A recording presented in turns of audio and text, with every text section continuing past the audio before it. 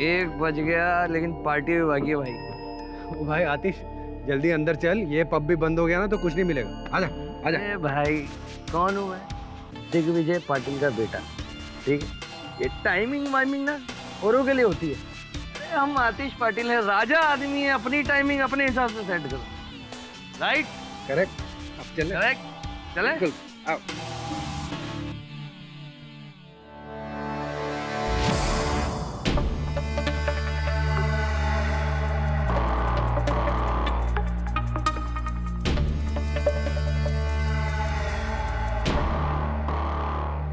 भैया महेश शिंदे ना, ये यहाँ क्या कर रहा है इतनी रात को?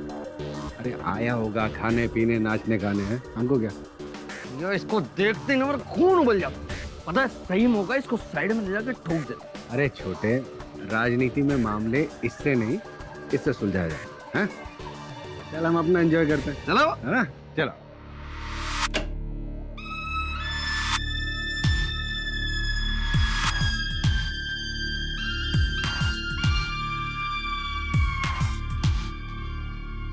ये पब है क्या भैया? ऐसे पब में लेके जाऊंगा, ऐसा करूंगा वैसा करूंगा। इसको पब बोलते हैं? अरे ये शमशान घाट है, देखो भूत नजर आ रहे नाचते हुए। अरे वेयर इज क्राउड मैन? कहाँ है क्राउड? अब छोटे, रात को 1 बजे तुझे कौन से पब में क्राउड मिलेगा? टाइम बहुत हो गया ना। चलो तो कहीं और चलते हैं। अरे लेकिन अभी इस वक्त कहीं कुछ और नहीं मिलेगा। ये कम से कम खुला हुआ तो है।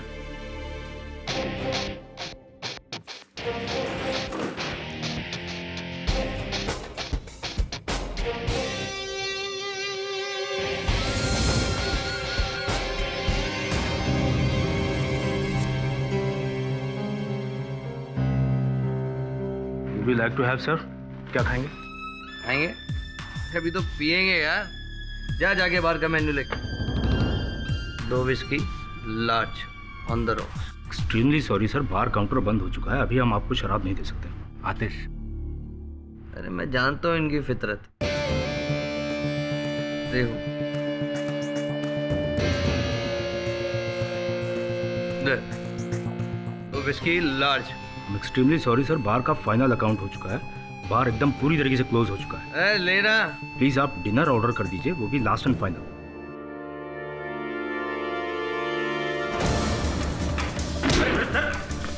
अरे ये क्या कर रहे हैं? ये क्या तरीका सर? सब थप्पड़ मारूंगा ना, जिंदगी भर घर वाले ढूंढते रह जाएंगे। क्या डरना? छोड़, क्यों बेकार में पंगा कर रहे? बैठ ना, बैठ ना, कूल डाउन, कूल डाउन। मैं तो वेटर हूँ साहब, मैं मेरे हाथ में कुछ होता तो मैं देता नहीं था क्या सर? नहीं नहीं, मैं समझ सकता हूँ, थोड़ा सा उसने पिया हो। अरे मैं शराफत से बात कर रहा हूँ और ये कॉलर पकड़ के नहीं। अरे क्या कर रहा? क्या करे इसको? मार मस्त साले को, यही दारू नहीं थी तो पागल हो गए क्या? इसको बड़ा केस हो जाएगा। क्या दारू ला? मेरे हाथ में कुछ होता तो मैं क्या करता नहीं था क्या? कौन देगा दारू? मेरे हाथ में नहीं है। कौन देगा? वो उसके हाथ में, बार टेंडर के हाथ में। मेरा नाम है आतिश पाटिल और दारू तो मैं आज पी के रहूंगा। चल दारू पिला। 2 लार्ज स्कॉच भैया। हाँ on the rocks. Sir bar close हो चुका है। इतनी गोलियां चलाऊंगा कि तेरी जिंदगी 2 मिनट में बंद कर दूंगा मैं। सर काउंटर क्लोज हो चुका है। हाँ भैया सुन, दारू पीनी है मेरे को। आतिश, मैं पिलाता हूँ, अभी गन अंदर। मेरे को पुलिस केस पीनी है। हो। हाँ, मेरे को सर थोड़ा तमीज तो सिखाइए। अरे मुझे तभी सिखा। आतिश क्या कर रहा? आतिश दिग्विजय पाटिल के बेटे को सिखाया तू? तेरी तो रुकिए सर, रुकिए प्लीज, ऐसा मत कीजिए प्लीज। प्रॉब्लम क्या मुझे बताइए प्लीज। प्लीज गन अंदर रखिए प्लीज।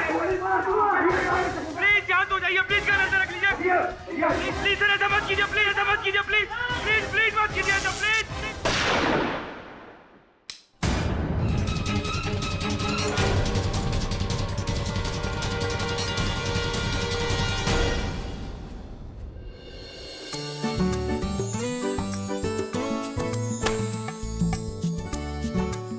अरे वरुण, मुझे कहाँ लेकर जा रहे हो? मुझे अपने दोस्तों के साथ मूवी देखने जाना था। अरे चले जाना, पहले अपना सरप्राइज तो देख लो। सरप्राइज? Yes, surprise. आजा आजा मेरे दोस्त। आपको मेरा बर्थडे याद था? याद नहीं, बाय हार्ट हो गया। तू पिछले 10 दिन से तो याद दिला रहा है कि मेरे बर्थडे में अब 9 दिन बचे, अब 8 दिन बचे, 7 दिन बचे, 6 दिन बचे, तो बाय हार्ट ही हो गया। चल ना, केक काट, मेरा मुंह क्या देगा। अरे सॉरी सॉरी सॉरी, ये रहा ले। Oh thank you.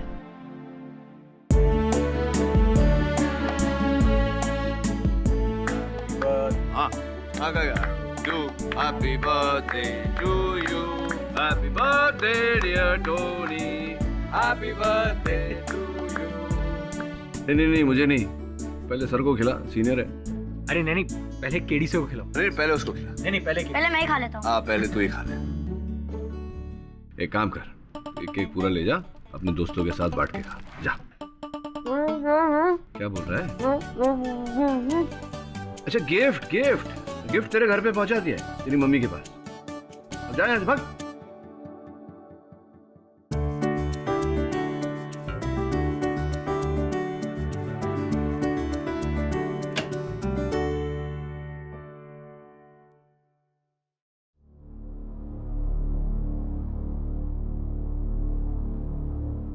तेरा जन्मदिन। नमस्कार। अरे पाटिल साहब, आइए आइए आइए, बैठिए। आपके बेटे के बारे में सुना? केडी, तुम तो जानते हो कि मेरा एक ही बेटा है, उसके लिए मैं कुछ भी कर सकता हूँ, कितना पैसा चाहे उतना बहा सकता हूँ। मेरे बेटे को बचा लो। आपकी दुविधा मैं समझता हूँ पाटिल साहब, किंतु आपके सुपुत्र अगर दौलत के बलबूते पर रिहा हो पाते तो हो जाता, आपको यहाँ नहीं आना पड़ता। केडी साहब, माना कि आप बहुत बड़े वकील हैं, लेकिन आपको कोई हक नहीं बनता कि आप पाटिल साहब से इस तरह से बात करें। ये हैं आपके पीए साहब, मैं गलत बात नहीं कर रहा हूँ, ये कह रहा हूँ, ये समझाने का प्रयास कर रहा हूँ कि अगर दिग्विजय पाटिल साहब जैसे वरिष्ठ नेता मेरे पास आए तो सब उपाय जान चुके होंगे ना। क्यों? देखिए, इस केस को बिगाड़ा मीडिया ने है। आतिश बाबा ने कुछ नहीं किया, निर्दोष है वो। जहां तक का मैंने सुना है और जहां तक मेरा ज्ञान है, आतिश बाबा ने कई लोगों के सामने ये किया है, तो चश्मदीद गवाह है इस बात के। पाटिल साहब, क्षमा कीजिए, लेकिन ऐसा केस नहीं ले सकता मैं। आतिश का कहना है कि उसने गोलियां चलाई, लेकिन बारटेंडर कार्तिक पे, मैनेजर शेट्टी पे नहीं। पाटिल साहब, यहाँ विवाद ये नहीं है कि गोली किस पर चलाई गई और गोली किसे जाकर लगी। सत्य ये है कि जिस गोली से मैनेजर की हत्या हुई वो आपकी बेटी ने चलाई थी।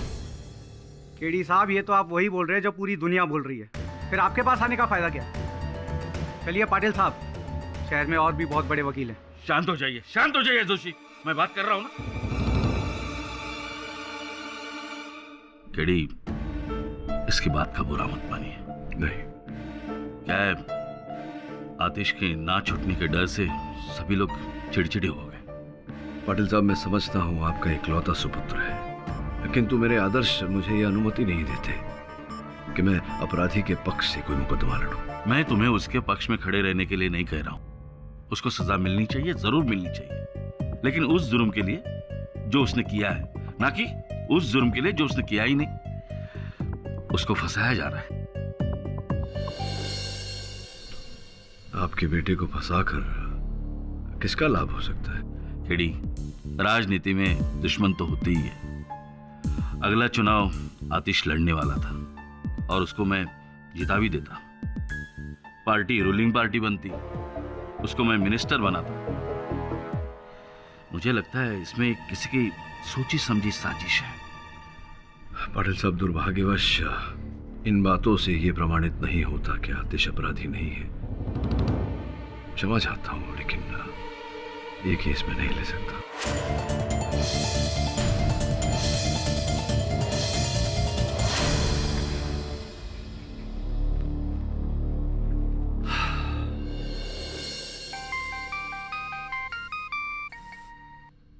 केडी पाठक, आतिश पाटिल का केस लेकर तू अच्छा नहीं कर रहा है केडी। अच्छा, आप कौन बोल रहे हैं भाई साहब? मैं जो कोई भी बोल रहा हूँ, तू बस इतना समझ ले कि अगर तूने आतिश पाटिल का केस लिया तो ऐसी दर्दनाक मौत दूंगा कि तेरा केस लेने के लिए कोई वकील नहीं आएगा। बधाई हो भाई साहब, ये फोन करके आपने आतिश पाटिल के पक्ष में एक वकील खड़ा कर दिया। वैसे देखिए, हेलो हेलो, कमाल कर पूरी बात भी नहीं सुनते। दिग्विजय जी, केडी पाटिल जी, मैं लड़ूंगा आतिश का केस जी। Thank you. Your honour, 1 April 2013 रात के करीब 1 बजे होंगे।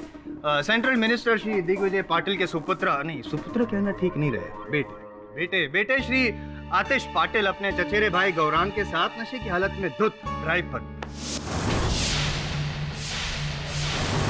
शराब खत्म हो गई तो और शराब पीने के इरादे से वो डैफोडिल्स पब में दाखिल हुए। देर रात हो गई थी, इसलिए जो पब का बारटेंडर था कार्तिक, उसने आतिश जी को शराब देने से मना कर।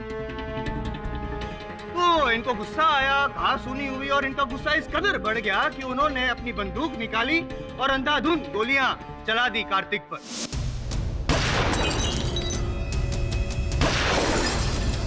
सिचुएशन को कंट्रोल करने के लिए योर ऑनर, जो पब के मैनेजर थे मिस्टर शेट्टी, वो बीच में आ गए। इसलिए जो गोली कार्तिक को लगने वाली थी वो मिस्टर शेट्टी को लग गई और बेचारे वहीं पर मर गए। मानता हूँ योर ऑनर, मैं मानता हूँ कि ये कोई प्री मेडिटेटेड मर्डर नहीं है, लेकिन आवेश में आकर, गुस्से में आकर की गई हत्या जरूर है योर ऑनर। आतिश जी को लगा होगा कि भाई मैं तो बहुत ही प्रभावशाली परिवार से ताल्लुक रखता हूँ, मेरी जिद, मेरे ईगो के सामने कौन टिक पाएगा, मैं आराम से बच के निकल जाऊंगा, लेकिन को बच के जाने नहीं दूंगा आतिश जी। योर ऑनर, मेरे पास मौका वारदात पे मौजूद 10 चश्मदीद गवाह भी हैं। मौका वारदात से खूनी का पकड़ा जाना, और सबसे इम्पोर्टेंट बात है ये मर्डर वेपन जिससे हत्या की गई थी, ये पिस्तौल। इस पर आतिश जी के उंगलियों के निशान भी है। इससे साफ जाहिर होता है कि ये खून आतिश जी ने ही किया है योर ऑनर।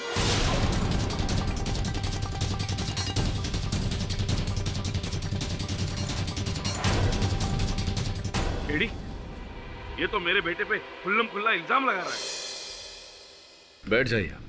पाटिल साहब, याद दिलाता हूँ आपको कि आपकी पार्लियामेंट नहीं है कि मन चाहा तब कुर्सी से खड़े हो गए और जो जी में आया बोल दिया। आप मेरे बेटे पे झूठा इल्जाम लगा रहे हैं।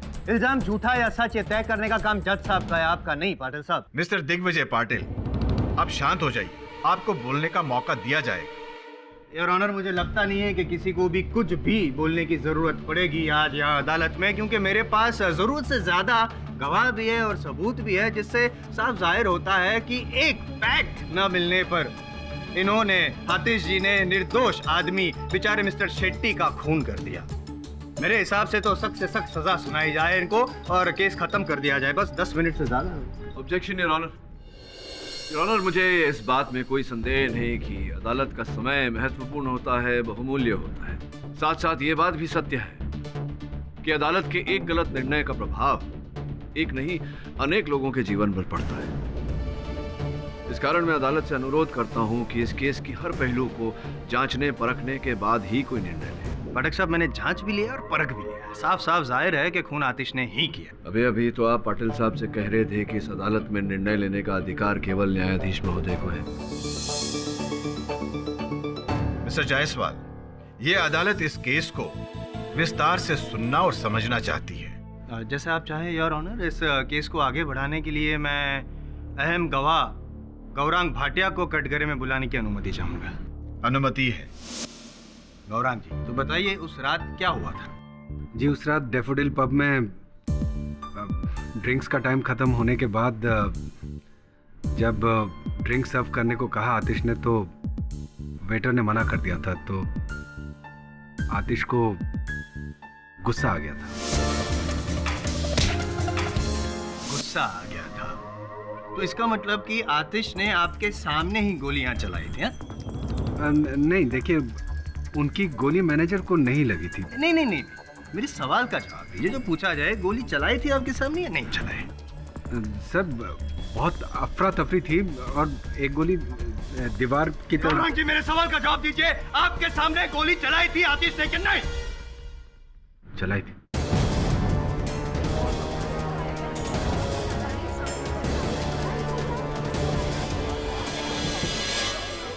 Order order, silence please.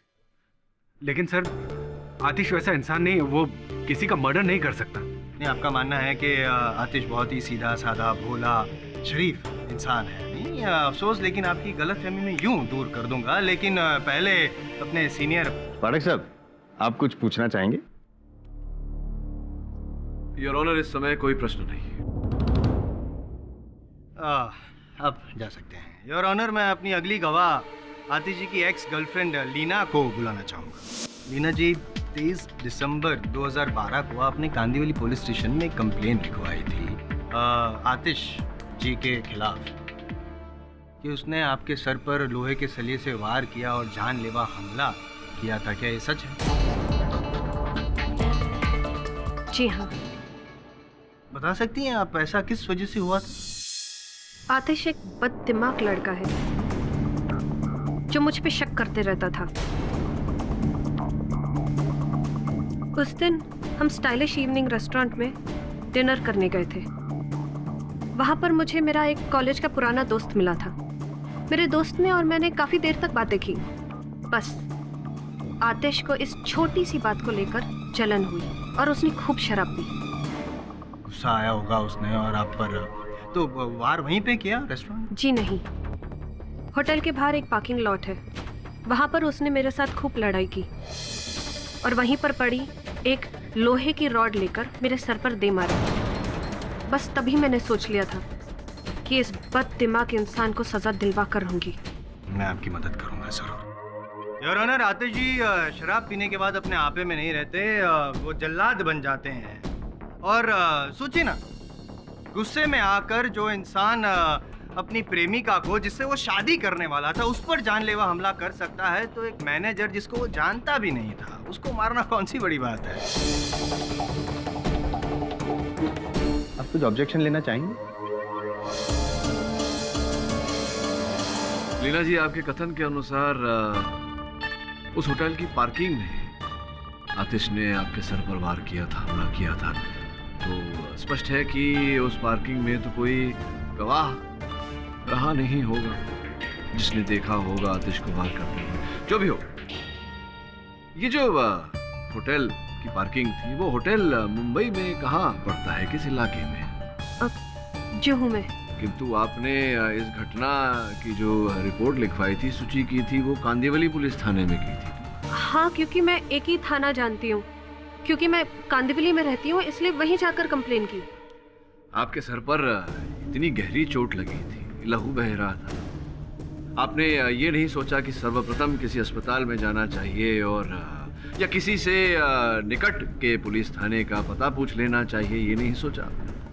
जी, मुझे इतनी गहरी चोट लगी थी कि मेरे दिमाग ने काम करना बंद कर दिया था। मैं बताऊं न्यायाधीश महोदय को कि आपका दिमाग काम क्यों नहीं कर रहा था, आप बताएंगे? जी बताइए। वास्तविकता में उस दिन आतिश ने आपसे कहा था कि आप दोनों के बीच जो संबंध है उसको लेकर वो इतना गंभीर नहीं है और वो आपको छोड़ना चाहते हैं, बीच में मत बोलिए। जिसके बाद आपने खूब सारी शराब पी ली और अपनी गाड़ी लेकर अपने घर की ओर आप निकल गई। बीच में कहीं कांदीवली के आसपास ही आपकी गाड़ी की दुर्घटना हो गई, जिसके कारण आपके सर पर वो चोट आई और आपने इस अवसर का लाभ उठाया। कांदीवली पुलिस थाने में आपने आतिश के विरुद्ध रिपोर्ट लिखाई। सत्य है ये बात या नहीं?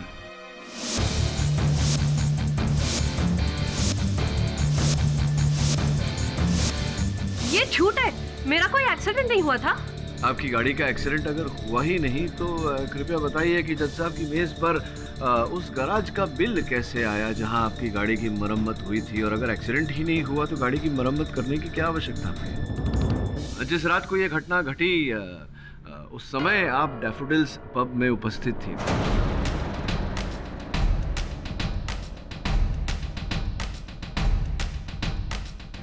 मैं वहां नहीं गई थी। अच्छा, आप नहीं गई थी, तो ये बताइए कि डैफोडिल्स पब की जो वैले पार्किंग है वहाँ आपकी गाड़ी का नंबर दर्ज है, तो बड़ा उत्सुक हूँ जानने के लिए कि आपकी गाड़ी स्वयं वहां आपके बिना कैसे पहुंच गई। अब मैं वहां गई थी।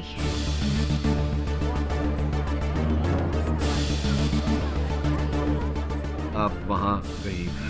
अब प्रश्न ये उठता है लीना जी कि आपको कैसे पता चला कि रात 1 बजे आतिश अपने चचेरे भाई के साथ वहां जाने वाले हैं?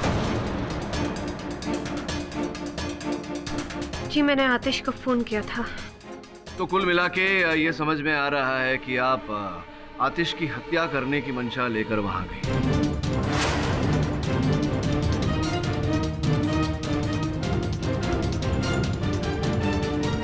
बिना वजह बेतुका इल्जाम मुझ पे लगा रहे।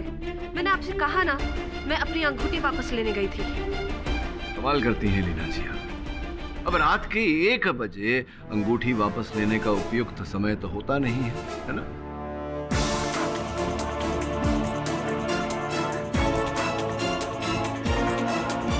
मेरी सगाई होने वाली है और मैं नहीं चाहती थी कि आतिश के पास कोई भी निशानी रहे ताकि कल को वो मुझे ब्लैकमेल कर सके। आतिश वैसे भी मुझसे ना मिलने के 100 बहाने ढूंढता रहता है। उस दिन मैंने ठान लिया था कि इससे मैं अपनी अंगूठी वापस लेकर रहूंगी। मान लेते हैं कि आप अपनी अंगूठी लेने वहां पहुंची थी, लेकिन जब आप अंदर गई आपने चलित घटनाओं को देखा कि नशे में धुत आतिश गोलियां चला रहा है लोगों पर, तब आपने ये षड्यंत्र रचा। मैंने कोई षड्यंत्र नहीं रचा। आपने षड्यंत्र रचा। आपने देखा कि ये अवसर अच्छा है आतिश को हत्या के आरोप में फंसाने का। आपने इसके हाथों से वो पिस्तौल छीनी और मैनेजर पर गोली चलाकर उसकी हत्या कर दी। ये झूठ है, झूठ है। मैं वहां पर गई जरूर थी, लेकिन मेरी जिंदगी की पनौती। ये कौन तुझे आज बार बार फोन कर रहा है? अरे भाई लीना फोन कर रही है। 1 मिनट फोन उठा लेता हूँ ना, बार बार फोन करके ना सारा मजा चौपट कर। यार उठा ले, कर ले बात। मैं यही हूँ, वेट कर। करूँ? हाँ। हेलो। अरे जब तुम्हें एक शरीफ लड़का सुबह से तुम्हारे फोन को डिस्कनेक्ट किए जा रहा है, तब भी तुम उसे बार बार फोन करके इतना तंग क्यों कर रही हो यार? मेरी जिंदगी बर्बाद करके तुम मुझसे कह रहे हो कि मैं तुम्हें तंग कर रही हूँ? ये ना वापस से तुम्हारा इमोशनल ड्रामा है ना, स्टार्ट मत कर देना कि मुझे छोड़ दिया, मुझे धोखा दे दिया एंड ऑल दैट। सीधा सीधा बताओ काम क्या और फोन रखो। मुझे तुमसे अब भी मिलना है, अभी। अच्छा मिलना है? क्या बात है। ये तो मुझे जरूर मालूम था कि तुम एक ना एक दिन मेरी बाहों में जरूर आओ। बताओ ना स्वीटहार्ट, कब आ रही हो? कौन से होटल में रूम बुक कराऊं तुम्हारे लिए? शट अप आतिश, शट अप। मुझे मेरी अंगूठी वापस चाहिए। अंगूठी? हाँ तो मिल जाएगी, कल ले लेना। कल नहीं, अभी।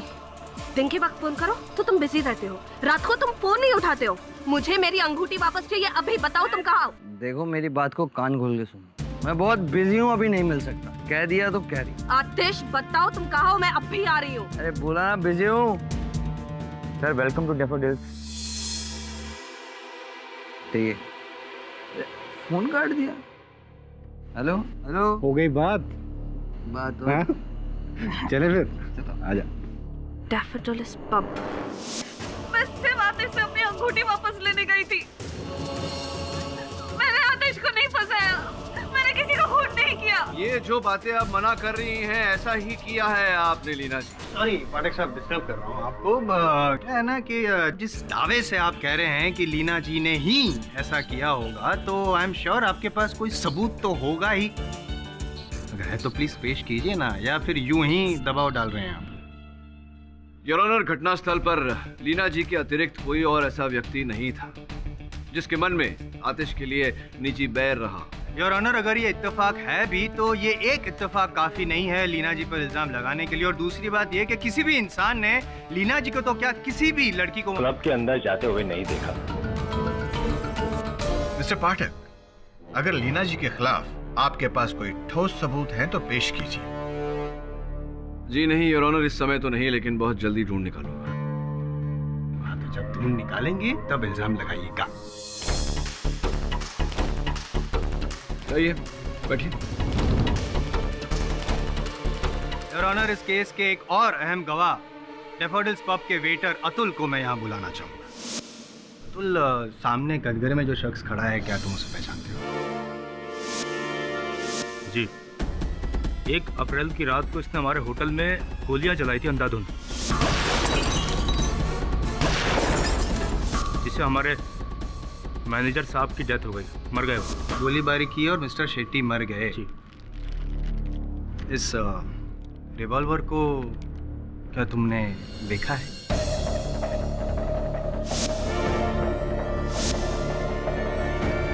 आतिश के हाथ में जो रिवॉल्वर थी वो बिल्कुल ऐसी थी।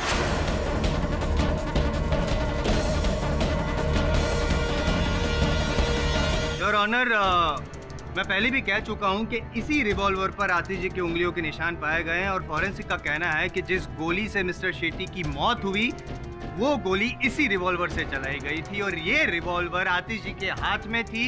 ये बात अभी अभी अतुल जी, जो मेरे अहम गवाह है, उन्होंने भी यही कहा है। इससे साफ साबित होता है कि आतिश जी ने ही खून किया है। पाठक साहब, आप ऑब्जेक्शन लेना चाहेंगे?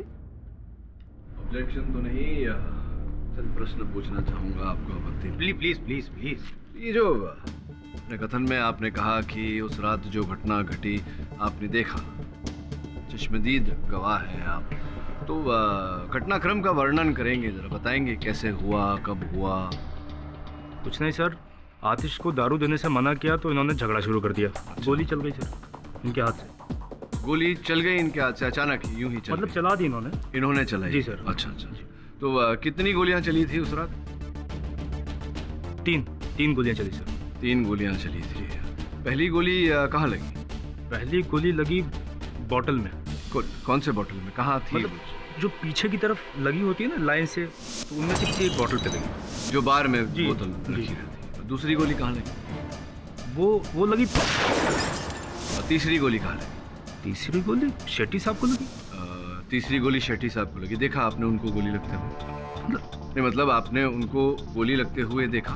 3 गोलियां चली, एक बॉटल में लगी, एक दीवार में लगी, तो तीसरी जाहिर सी बात है शेट्टी साहब को लगी सर। ये अनुमान है आपका कि तीसरी गोली? अनुमान है क्योंकि देखा नहीं आपने। एक मिनट, अब क्यों आप उल्टे पुल्टे सवाल पूछ के क्यों गुमराह कर रहे हैं, इसको कंफ्यूज क्यों कर रहे हैं आप? साबित क्या करना चाहते हैं? मैं कुछ समझा नहीं। समझा तो ये क्या कर रहे हैं? ये योर ऑनर, ये दूसरे प्रोसिक्यूटर को मार रहे हैं। मतलब नहीं, ये गलत बात। मैं आपको मार नहीं नहीं, रहा हूं। मार समझा रहा हूँ। क्या ऐसे समझाता है कोई? मैं समझा रहा हूँ। देखिए, ध्यान दीजिए। इसे मैं यहाँ रख। योर ऑनर, कृपया बत्ती बुझाने का आदेश दीजिए। अदालत में थोड़ी देर के लिए लाइट्स ऑफ की जाए। अदालत की बत्तियां जला दी जाए। तो बताइए जायसवाल साहब, वो जो छड़ी, वो डंडा कहाँ था, कहाँ है? तो क्या यहाँ पे तो है? हाँ, लेकिन वहाँ नहीं है। वो अभी जज साहब की मेज पर है। जज साहब, डंडा आप?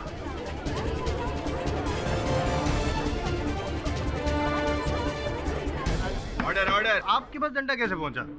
हाँ, समझ गया मैं। पाठक साहब, मैं इतना ना समझ नहीं हूँ, मुझे पता है ये सब आप ही ने किया है। अंधेरे का फायदा उठा के ये डंडा यहाँ से वहाँ वो जज साहब की मेज पे रख दिया आपने। मन की बात कह दी। अंधेरे का फायदा उठाकर मैंने डंडा यहाँ से वहाँ कर दिया। ठीक उसी प्रकार से जिस प्रकार से 1 अप्रैल को हत्यारे ने अंधेरे का फायदा उठाकर गोली चलाई थी। क्या? नहीं, मतलब क्या साबित क्या करना चाहते हैं? ये साबित करना चाहता हूँ जायसवाल साहब, योर ऑनर, की जायसवाल साहब इस केस की शुरुआत से कह रहे हैं कि इस केस में 10 चश्मदीद गवाह हैं। वास्तव में एक भी चश्मदीद गवाह नहीं है योर ऑनर। चश्मदीद गवाह वो होता है जो हत्या होते हुए देखता है। इस केस में अंधेरे के कारण किसी ने हत्या होते हुए नहीं देखा।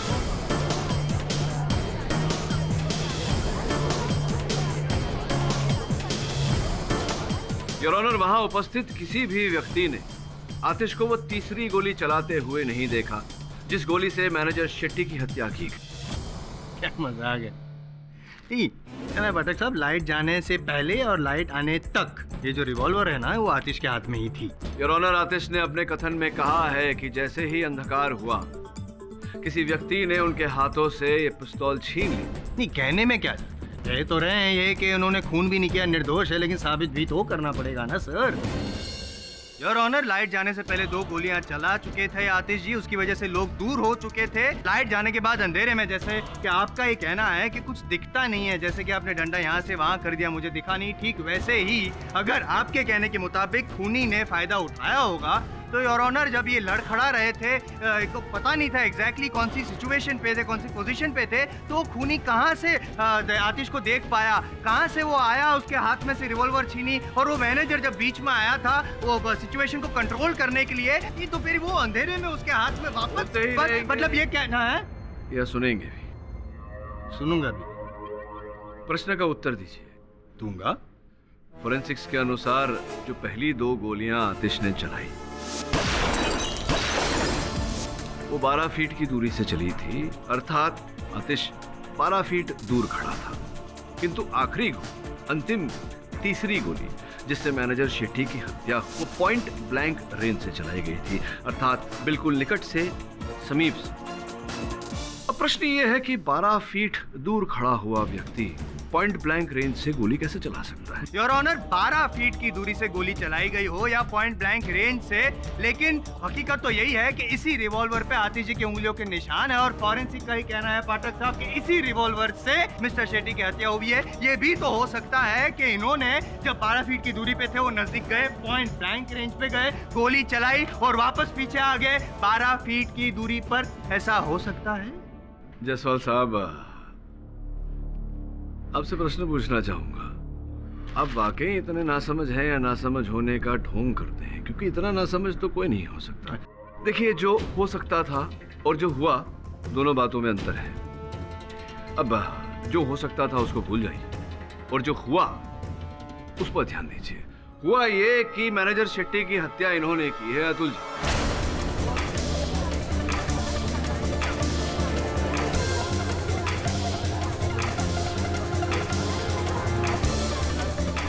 नहीं मारा सर, किसी को नहीं मारा मैंने सर। अरे तुम्ही ने मारा है उन्हें। पाठक सर जी, बिना वजह एक बेकसूर इंसान पर इल्जाम लगा रहे हैं। नहीं, बिना वजह, बिना किसी कारण के नहीं। कारण ये है कि जब घोर अंधेरा हुआ वहां पर घटनास्थल पर, सबसे निकट यही थे। करीब था सर, मगर मैं उन्हें क्यों मारूंगा सर? क्योंकि आप बदले की भावना रखते थे उनके लिए। वो हमें बहुत प्यार करते थे सर। प्यार करते थे, आदर सम्मान। तो क्यों आदर सम्मान करते थे आप उनका? उन्होंने 3 साल से आपको प्रमोशन नहीं दिया था, वेतन नहीं बढ़ाई थी, इस कारण से? या सबके सामने वो आपको गाली गलौज किया करते थे आपके साथ, इसलिए? या फिर कभी कभार आपको सबके सामने वो हाथ भी उठाते थे, तमाचा मारते थे, इसलिए? क्यों इतना आदर सम्मान करते थे? वो मालिक थे, मालिक तो कभी भी किसी को कुछ भी कह सकता है, लेकिन सर हमारे दिल में उनके लिए कभी कोई बुराई नहीं थी। बुराई भी थी और हीन भावना भी थी, इसलिए आपने मैनेजर शेट्टी को मारने का षड्यंत्र रचा, और 1 अप्रैल को जब आपको अवसर मिला आपने उनकी हत्या कर दी।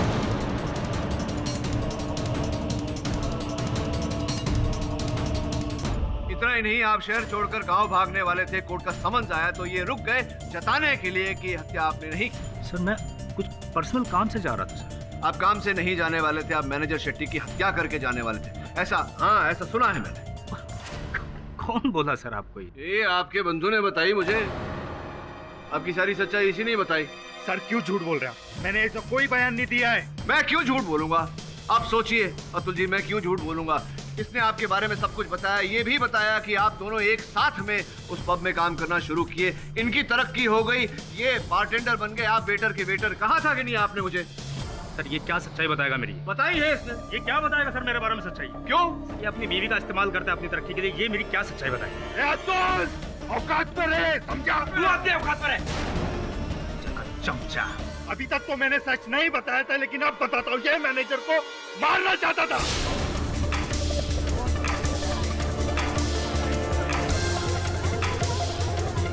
मैं मारना चाहता था कि तू मारना चाहता था? क्यों?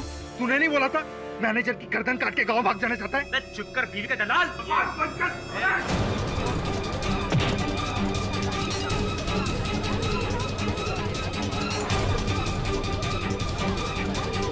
Order, order, silence please. हाँ, शांत हो जाइए अतुल जी। Sorry sir. नहीं, कोई बात नहीं। ये बताइए कि ये जो झड़प के बीच में आपने कहा था कि कार्तिक ने ही मैनेजर शेट्टी की हत्या की, क्यों क्यों क्यों लगा आपको ऐसा? लगा क्या सर? इसी ने मारा है उसको। आपकी रिपोर्ट एकदम सही है, गोली एकदम पास से चली है सर। उस दिन मैनेजर के पास यही खड़ा था और रिवॉल्वर पे इसकी उंगली के निशान ना होने का कारण सिर्फ यही है कि इसने वो हाथ में वो क्या बोलते हैं सर, दस्ताने, ग्लव्स वो पहने थे। वो पहने हुए थे।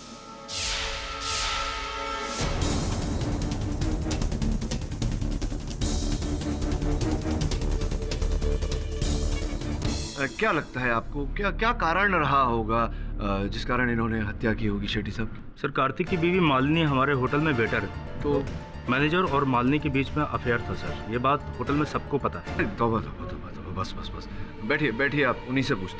Thank you sir. देखिए कार्तिक जी, ये जो बात यहाँ खुली है अदालत में, क्षमा चाहता हूँ उसकी। स्त्रियों के लिए, महिलाओं के लिए मेरे मन में बहुत आदर है, इस कारण मैं आपकी पत्नी को यहाँ अदालत में नहीं घसीटना चाहता।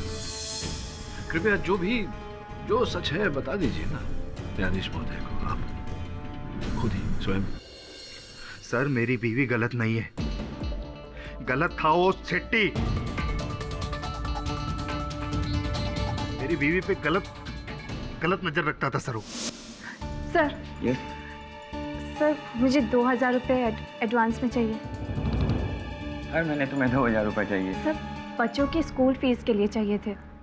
मालिनी, मैंने तुम्हारे कहने पे तुम्हारे पति को नौकरी पे रखा, तो वेटर से बारटेंडर बनाया, लेकिन इसमें मेरा क्या फ़ायदा? सर मैंने आपसे कितनी बार कहा है कि मैं ऐसी औरत नहीं हूँ और आप हमेशा मुझे परेशान करते रहते हैं। आप जो चाहते हैं वैसा कुछ नहीं होगा। तो तुम, तुम्हारा पति दूसरी नौकरी ढूंढ लो।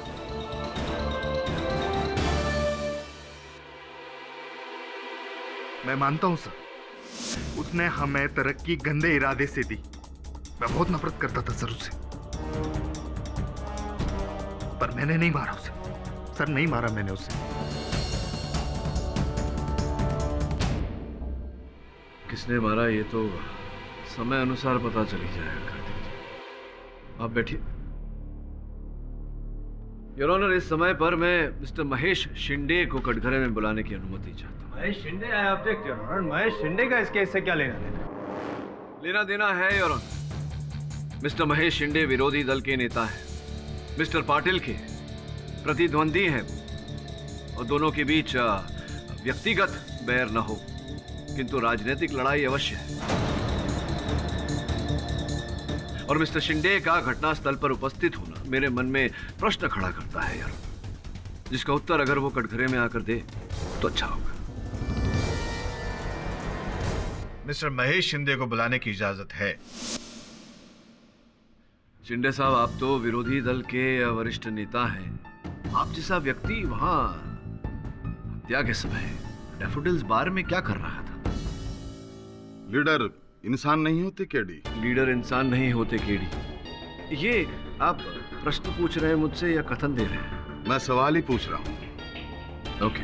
मैं एक इंसान हूँ जो उस दिन किसी से मिलने के लिए वहां गया था। हाँ, वैसे जो प्रत्यक्षदर्शी साक्षी क्रम था उसमें आपका नाम नहीं था, ये विटनेस लिस्ट में आपका नाम नहीं था, क्यों ऐसा?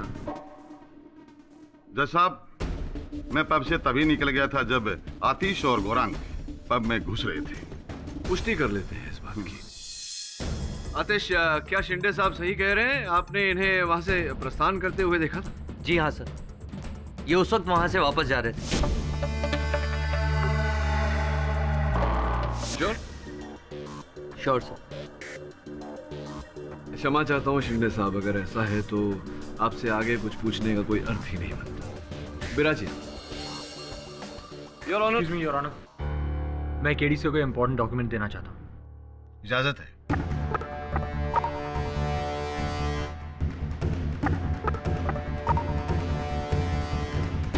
आखिर क्या है इस रिपोर्ट में?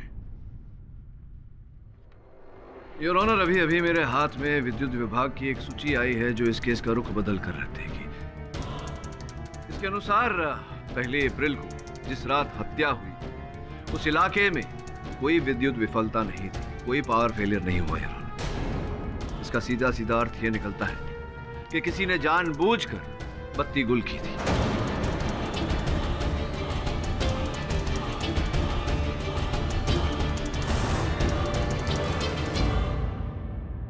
एक्सक्यूज मी योर ऑनर, लेकिन पाठक साहब इससे आप क्या साबित करना चाहते हैं?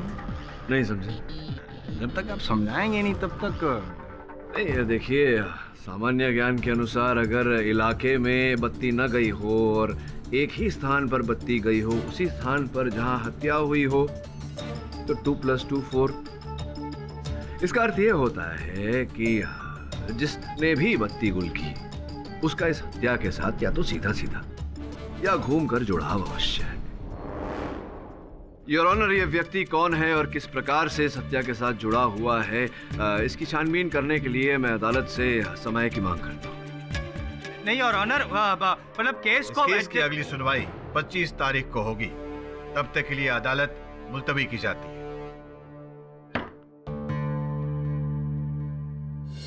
जब कोई व्यक्ति हर बार निशाना सही जगह पर नहीं लगा सकता तो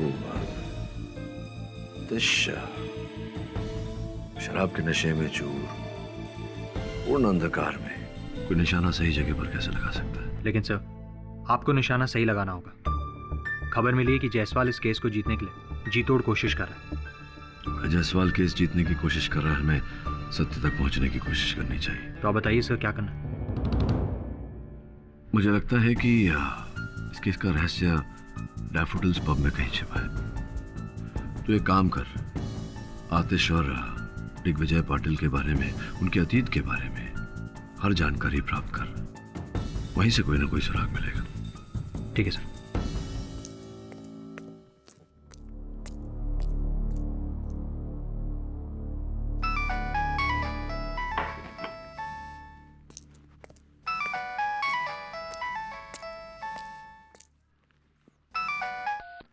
हेलो।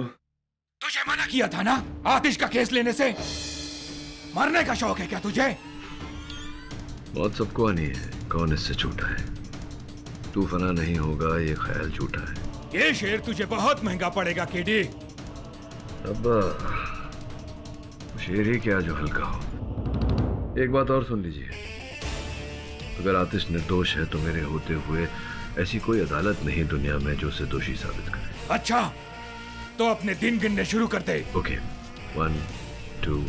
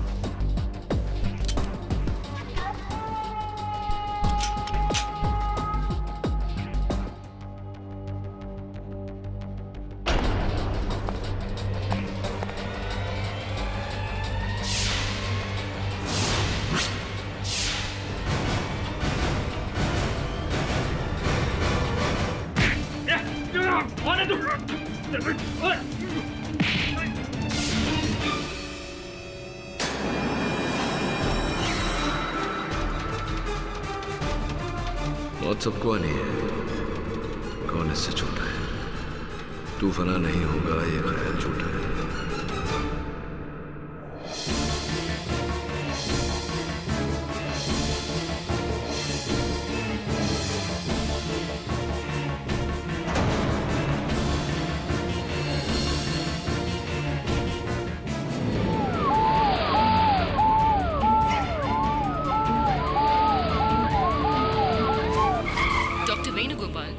आपकी सर्जरी में सख्त जरूरत है।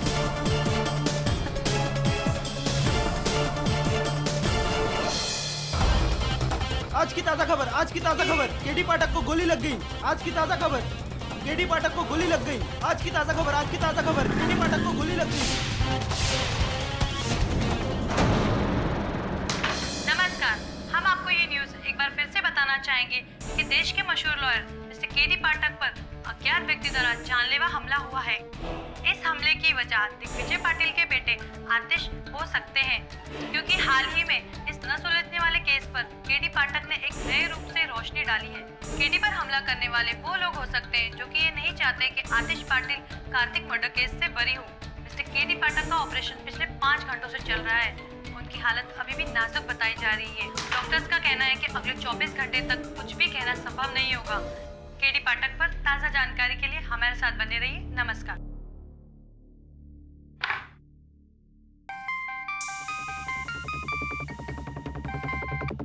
हेलो। अरे एक मामूली सा काम नहीं होता तुझसे? अरे मैंने उसको बराबर गोली मारा सीने पे, साला बच गया। किस्मत अच्छी थी उसकी। अरे कोशिश करने के पैसे दिए थे क्या तुझे? अरे केडी बच गया तो क्या हुआ, हालत देखिए उसकी कितनी खराब है। देखो केस का फैसला होने से पहले वो कोर्ट जा नहीं पाएगा। अरे तू जानता नहीं है केडी को, कुछ भी कर सकता है वो। चल एक काम कर, अब कुछ दिनों तक घर से बाहर मत निकल, समझ गया?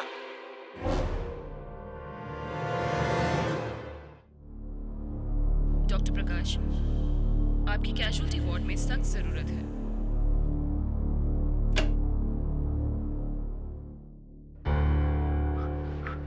डॉक्टर, केडी को होश आ गया। Thank God. क्या हम केडी से मिल सकते हैं? आप लोग मिल सकते हैं।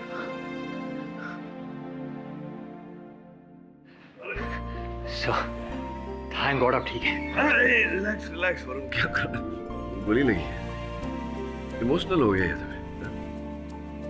गोली से नहीं मारा तो प्यार से मार देगा। आई एम सॉरी सर। मैं ठीक हूँ वरुण, लगता है पूरी तरह से ठीक होने में कुछ समय लगेगा। केडी तुम्हें किस पर शक है? कौन हो सकता है जिसने तुम पर हमला किया? पता नहीं यार, लेकिन धमकी भरे कॉल्स आ रहे थे कि मैं आतिश का केस छोड़ दूं। इसलिए मुझे लग रहा है कि जिसने भी मुझ पर गोली चलवाई उसका संबंध तो अवश्य है आतिश के केस के साथ। सर कल आतिश के केस की पेशी है। अगर आप कहें तो मैं दिग्विजय जी से कह दूं कि वो कोई दूसरा वकील। सोचने वाली बात है। तो एक काम करो,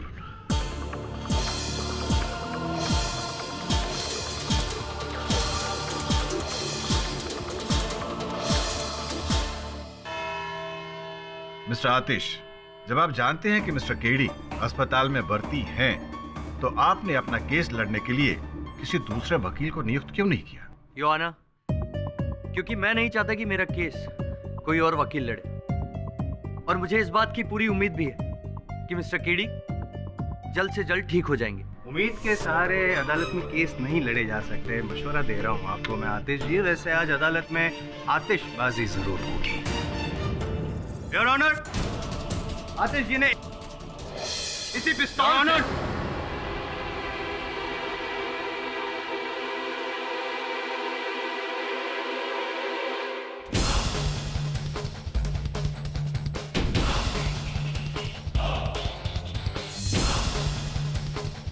डॉक्टर्स का कहना है कि केडी से 1 हफ्ते बाद ठीक हो जाएंगे। इसीलिए केडी से ने अपील की है कि इस केस की सुनवाई 1 हफ्ते बाद रखी जाए। I object your honour. Pathak साहब के साथ जो हुआ मुझे बहुत गम है उस बात का, हमदर्दी भी है योर ऑनर, लेकिन भावनाओं की कोई जगह नहीं होती ना अदालत में। और वैसे भी ये जो केस है वो सुर्खियों में आया हुआ महत्वपूर्ण केस है। 1 हफ्ते तक डिले करना मुझे लगता नहीं सही होगा। क्या पता पाठक साहब 1 हफ्ते में ठीक ना हो, 2 हफ्ते भी लग जाएं और शायद योर ऑनर। मिस्टर जायसवाल, ये सच है कि इस केस की सुनवाई को 1 हफ्ते के लिए बढ़ाना मुश्किल है, पर हर मुल्जिम को एक मौका मिलना चाहिए अपनी सफाई पेश करने का। इसलिए मैं मुल्जिम मिस्टर आतिश को 1 दिन की मोहलत देता हूं अपने लिए कोई दूसरा वकील नियुक्त करने के लिए।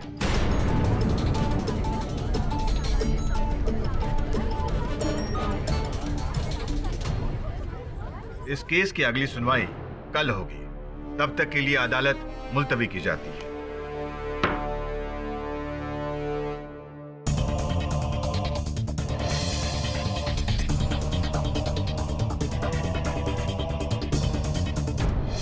सर, कोर्ट ने साफ शब्दों में कहा है कि कल अदालत में आतिश पाटिल के केस पर सुनवाई होगी। इस बात पर आप क्या कहना चाहेंगे? मुझे जो भी कहना है अब अदालत में ही कहूंगा।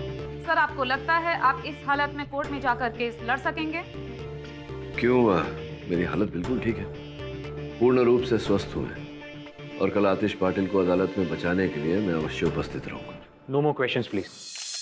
आप देख सकते हैं हम इस वक्त सिटी हॉस्पिटल में मौजूद हैं, जहां पर केडी ने साफ शब्दों में कहा है कि वो अब पूर्ण रूप से स्वस्थ हैं और कल कोर्ट जाकर आतिश पाटिल के केस में जरूर हाजिर होंगे। इस खबर को सुनकर आतिश पाटिल और दिग्विजय पाटिल को जरूर राहत मिली होगी, पर हमलावर जरूर सदमे में होगा, क्योंकि एक बात तो तय है कि हमला करने वाला ये नहीं चाहता कि केडी आतिश का केस लड़े, जो कि अब कल केडी ही लड़ेगा। कैमरामैन नितिन के साथ अंजलि छाबड़िया, SK न्यूज़।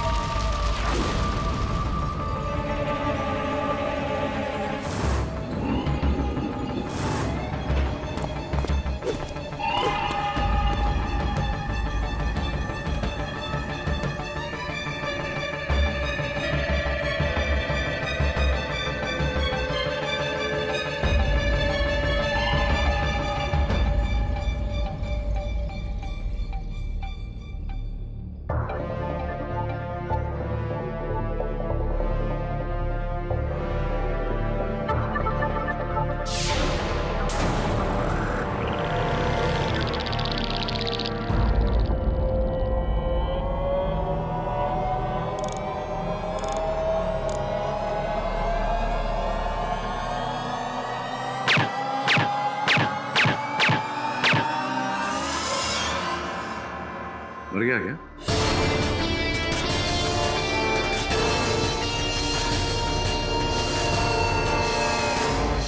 मुझे नहीं लगता इससे कोई लाभ होगा। जहां तक मेरा ज्ञान है, इस पिस्तौल में सिर्फ 6 ही गोलियां आती हैं। वो तो चला चुके ना।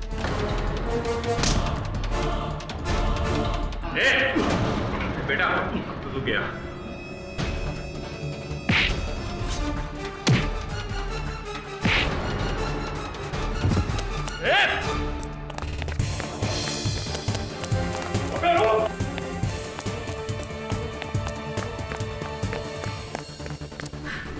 I'm okay.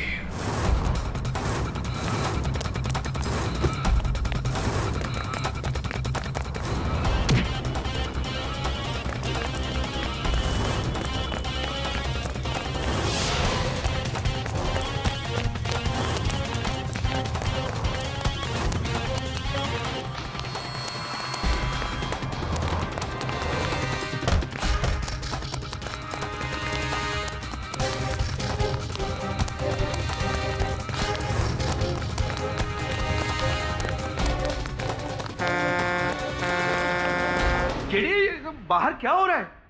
अरे गोलियां, गन, केडी तुम्हारा जख्म खुल गया है। केडी ये सब क्या है? What is happening here? एक शूटर केडीसी को मारने आया था, गोलियां चलाकर भाग गया। शूटर आया था? अच्छा, इसलिए तुमने प्रेस में झूठा बयान दिया कि तुम अदालत जाकर केस लड़ने वाले हो, ताकि शूटर तुम पर हमला करे और पकड़ा जाए, राइट? नहीं कृष्णकांत, मैंने कोई झूठ नहीं बोला। मैं कल अदालत जाने वाला हूँ। केडी भूल जाओ वो सब। तुम्हें खतरे से बाहर आए हुए अभी 1 दिन भी पूरा नहीं हुआ है और तुम केस लड़ने की बात कर रहे हो? ठीक से 10 मिनट खड़े भी नहीं रह सकते। तुम्हारे शरीर से इतना खून बह चुका है और फिर मैं सिर्फ डॉक्टर ही नहीं हूं, तुम्हारा दोस्त भी हूं। तुम यहां से कहीं नहीं जाओगे बस। कृष्णकांत, तुम जानते हो ना, मेरा मुवक्किल निर्दोष है, उसे बचाना मेरा कर्तव्य है, मेरा जाना जरूरी है। केडी तुम्हारी जान से बढ़कर कुछ भी नहीं है और जब तक तुम पूरी तरह ठीक नहीं हो जाते, मैं तुम्हें कहीं नहीं जाने दूंगा। मैं इस कमरे से बाहर 2 गार्ड खड़ी कर रहा हूं, वो पल पल की खबर मुझे देते रहेंगे। तुम कहीं नहीं जा रहे हो बस। Nurse, nurse! Don't believe this. Sorry KD, उसका एक्सीडेंट हो गया और वो ऑन द स्पॉट मर गया।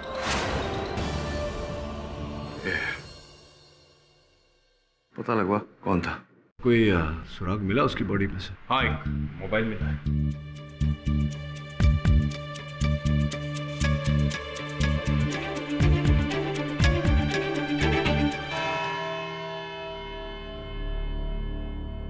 चलो।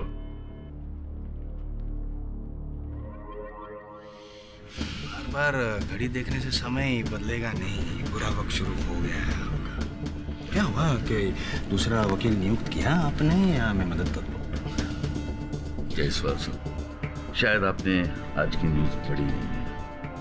केडी साहब टाइम पे पहुंच जाएंगे, समझे? टाइम तो हो चुका। फाटक साहब कहाँ है? फाटक साहब नहीं आने वाले। ला भाई, केस पेपर दो मुझे। अरे दूसरी एक बात दिग्विजय जी, कल की न्यूज़ आप पढ़ लीजिएगा। आपके बेटे आतिश को फांसी की सजा।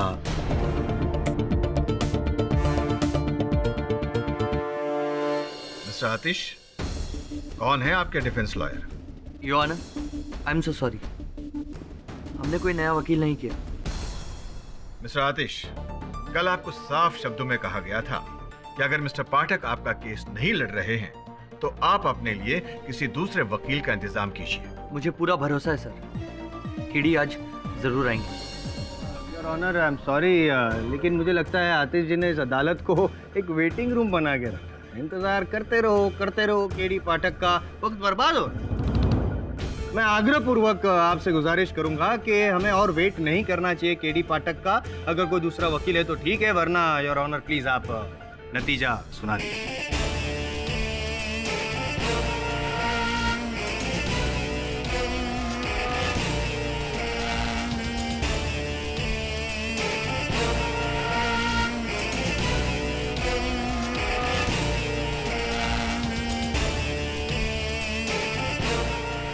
पाठक साहब, कैसी तबीयत आपकी?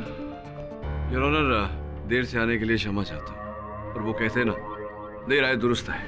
माफ कीजिएगा पाठक साहब, आप दुरुस्त नहीं आए, सिर्फ देर से। और योर ऑनर, देर से इस अदालत में आना नियमों के विरुद्ध है। मैं मानता हूं कि अदालत में देर से आना नियमों के विरुद्ध है, लेकिन गलत फैसला सुनाना नियमों के उल्लंघन से ज्यादा शर्मनाक बात होगी। इसलिए अदालत की कार्रवाई शुरू की जाए। न्यायाधीश महोदय की बात दुरुस्त है।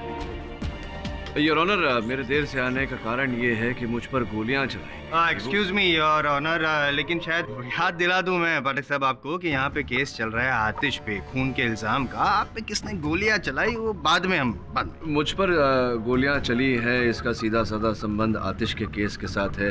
अगर मैं अदालत में ये साबित कर दूं तो, अगर आप अवसर दें तो साबित करना चाहूंगा। योर ऑनर, एक ऐसा व्यक्ति जिसका मुझ पर चली हुई गोलियां और आतिश पर चल रहे केस, और दोनों बातों से गहरा संबंध है। मिस्टर दिग्विजय पाटिल के पीए मिस्टर अश्विन जोशी।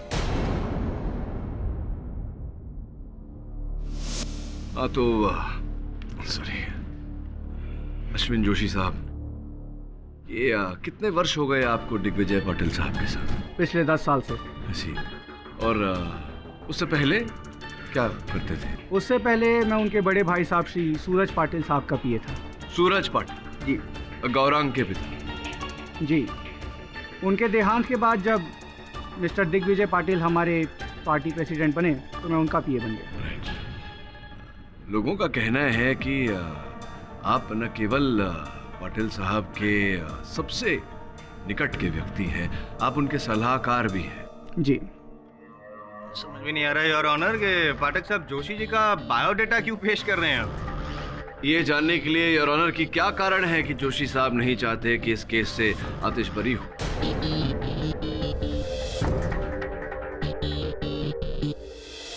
देखिए केडी साहब, ये गोलमोल बातें मेरी समझ में नहीं आती है। आपको जो भी कहना है पॉइंट टू पॉइंट बात कीजिए। चलिए पॉइंट टू पॉइंट बोलता हूँ। आप दद्दू बालम नामक किसी व्यक्ति को पहचानते हैं, जानते हैं? जी नहीं, पहली बार सुन रहा हूँ ये नाम। पहली बार आप ये नाम सुन रहे हैं? मैं बता दूं आपको कि दद्दू बालम वही व्यक्ति है जिसने मुझ पर जानलेवा हमला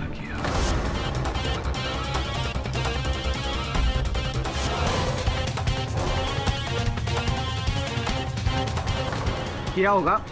मैं क्या कर सकता हूँ इसमें? नहीं, आप कर क्या सकते हैं वो बात की बात है। जो किया आपने वो ये कि जब मुझे दद्दू ने फोन पर धमकी दी या मुझ पर जानलेवा हमला किया, उससे पहले और उसके बाद आपने अपने दूरभाष यंत्र पे दद्दू से बातचीत की, वार्तालाप की। देखिए सरासर झूठ बात है ये, गलत कह रहे हैं आप। झूठ बोल रहा हूँ मैं, झूठ बोल रहा हूँ तो देखते हैं कि आपकी ये जो दूरभाष यंत्र की सूची जो हमने निकलवाई है ये क्या कहती है। ये देखिए, ये मार्क किया हुआ है, ये आप ही का नंबर है ना? और ये देखिए, दद्दू बालम जी का नंबर। अब इससे पहले जोशी साहब कि मैं अदालत में ये प्रमाणित कर दूं कि आप ही ने मुझ पर जानलेवा हमला कराए और आप ही ने मैनेजर शेट्टी की हत्या करके उसके आरोप में आतिश को फंसाया, आप कुछ कहना चाहेंगे?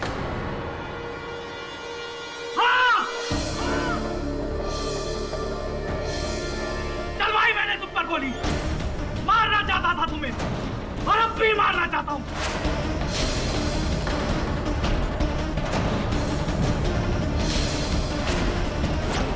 ये तो बताइए कि आपने बेचारे मैनेजर शेट्टी को क्यों मारा? उसे नहीं मारा मैंने। अच्छा, विचित्र बात है, मुझी से भूल हो गई लगता है।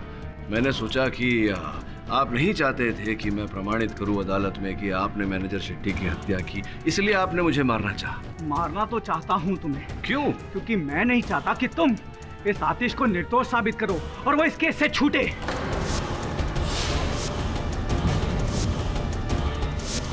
मैं चाहता हूं कि दिग्विजय पाटिल की इज्जत मिट्टी में मिल जाए।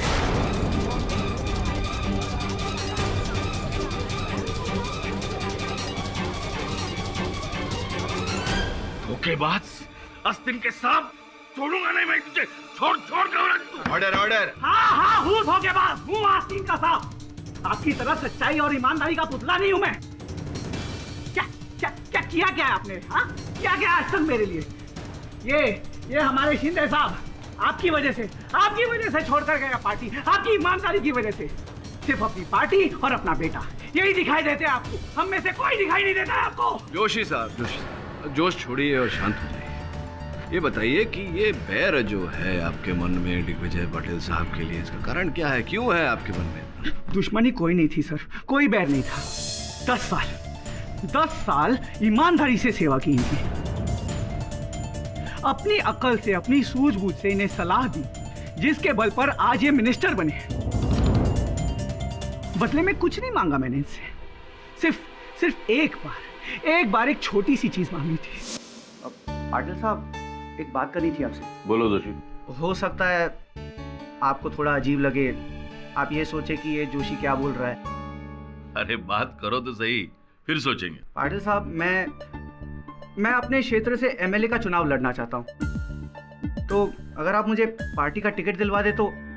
जोशी, मैंने कभी सोचा ही नहीं था कि तुम चुनाव लड़ने में दिलचस्पी रखते हो। अब तरक्की की मंशा तो हर किसी के मन में होती है पाटिल साहब, अगर ये मंशा मेरे मन में भी है तो इसमें बुरा क्या है? बात बुरे की नहीं है, हर इंसान अलग कार्य के लिए बना है। अगर तुम चुनाव जीत भी जाओगे लेकिन क्षेत्र को संभाल नहीं पाओगे। अरे पाटिल साहब, लेकिन एक मौका तो दीजिए मुझे। बात मौके की नहीं है, क्षेत्र की जरूरत की है। और इस वक्त तुम्हारे सावंतवाड़ी क्षेत्र के लिए किसी युवा नेता की जरूरत है, समझे? मैं ये टिकट तुम्हें नहीं दिला पाऊंगा। जिस दिन से दिग्विजय साहब पार्टी में प्रेसिडेंट बनकर आए हैं, उस दिन से लेकर आज तक सिर्फ उनका पीए बनकर रहा हूं मैं। एक पैसे की तरक्की नहीं हुई है मेरी। और अगर आतिश पर यह हत्या का आरोप सिद्ध हो जाता तो आप एमएलए बन जाते। वो सब नहीं जानता मैं। पता है आपको, आप जानते थे कि आपको टिकट कैसे मिलने वाली है, क्योंकि बेचारे आतिश को फंसाकर कोई सीधा फायदा तो था नहीं आपका। किसी के कहने पर आपने मैनेजर शेट्टी की हत्या की है।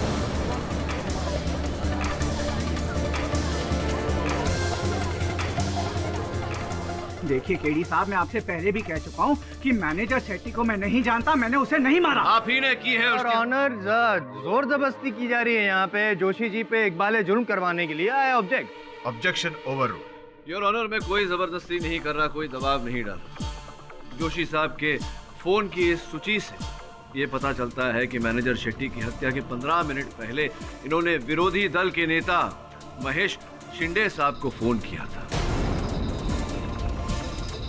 यह सीधा संकेत है योर ऑनर इस बात का कि मैनेजर शेट्टी की हत्या में जोशी और शिंदे दोनों का हाथ है।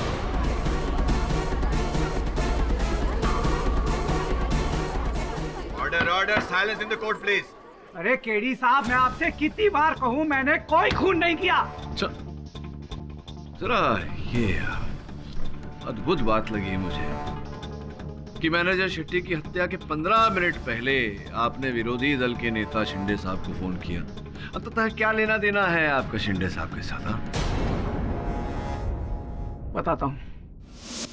क्या हुआ जोशी जी, टिकट देने से मना कर दिया ना? क्या बताऊं शिंदे साहब, पहली बार इतना ईमानदार आदमी देखा। अरे पाटिल साहब को अपने लोगों से ज्यादा अपनी पार्टी की पड़ी। भाई जोशी जी, राजनीति का पहला असूल है कि ना तो कोई किसी को टिकट देता है और ना ही कोई टिकट लेता है, बल्कि षड्यंत्र पूर्वक उसे छीना जाता है। आप कहना क्या चाहते हैं? कैसे मिलेगा मुझे टिकट? गद्दार बनो, गद्दारी करो, दिग्विजय और उसके बेटे की पल पल की खबर मुझे देते रहो। लेकिन उससे क्या होगा? अरे यार, तुम रहोगे पिए के पिए ही।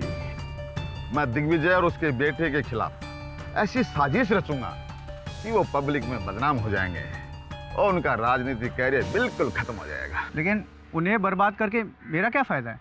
उनकी पार्टी कमजोर हो जाएगी और तुम मेरी पार्टी से चुनाव लड़ोगे। तुम गद्दी से मतलब रखो यार, कहाँ पार्टियों के चक्कर में पड़े रहते हो? जाओ निकलो।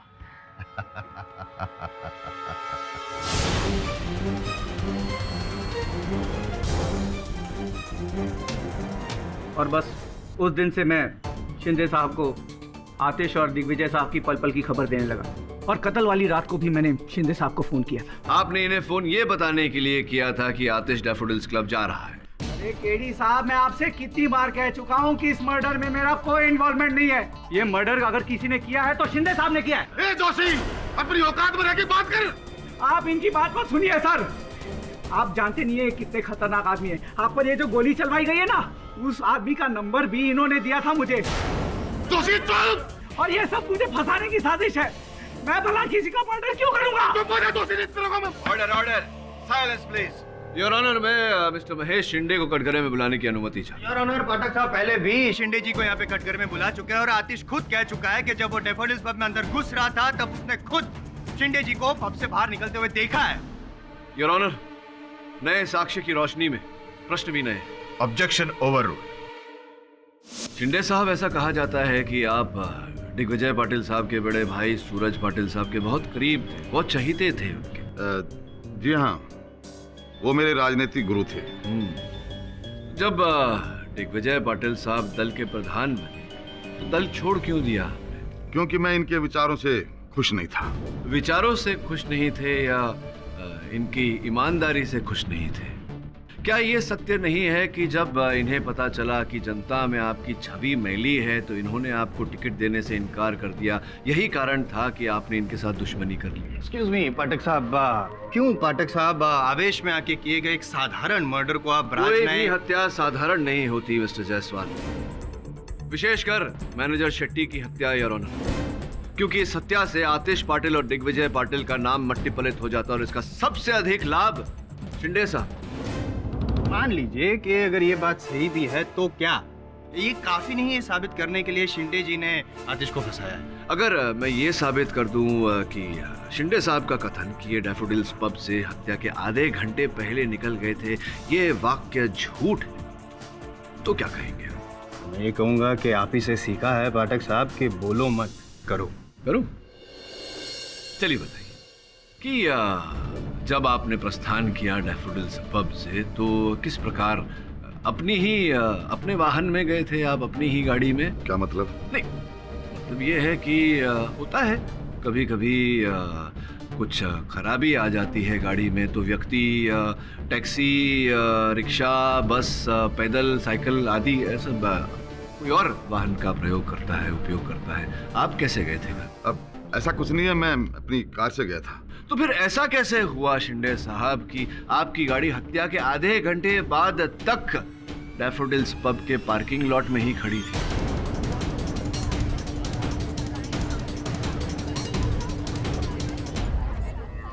सॉरी टू डिस्टर्ब यू पाठक साहब, लेकिन क्या आपने वो पार्किंग लॉट चेक किया था? नहीं मिस्टर जायसवाल, मैंने पार्किंग लॉट चेक नहीं किया। क्योंकि उस समय मैं डैफोडिल्स पब में उपस्थित नहीं था जिस समय हत्या हुई, किंतु मैंने उस पार्किंग लॉट का रजिस्टर सूची चेक की जिसमें वाहन के आने और जाने का समय दर्ज किया जाता है, और उस रजिस्टर के अनुसार शिंदे साहब की गाड़ी हत्या के आधे घंटे बाद पार्किंग लॉट से निकली।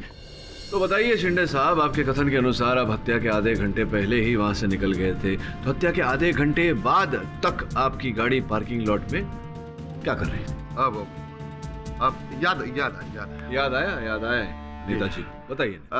जज साहब, एक्चुअली मैं मेरी कार में बैठने जा ही रहा था कि मेरे पार्टी का एक कार्यकर्ता मिस्टर मजूमदार वहाँ मेरे पास आ गए और वो मुझे पार्टी के सिलसिले में कुछ बातें करने लग गया। हम वहीं जो कार पार्किंग है वहीं पे खड़े होकर के 1 घंटे तक बातचीत करते रहे। इतने बड़े मंत्री होकर पार्किंग लॉट में अपने कार्यकर्ता से बातचीत करते रहे?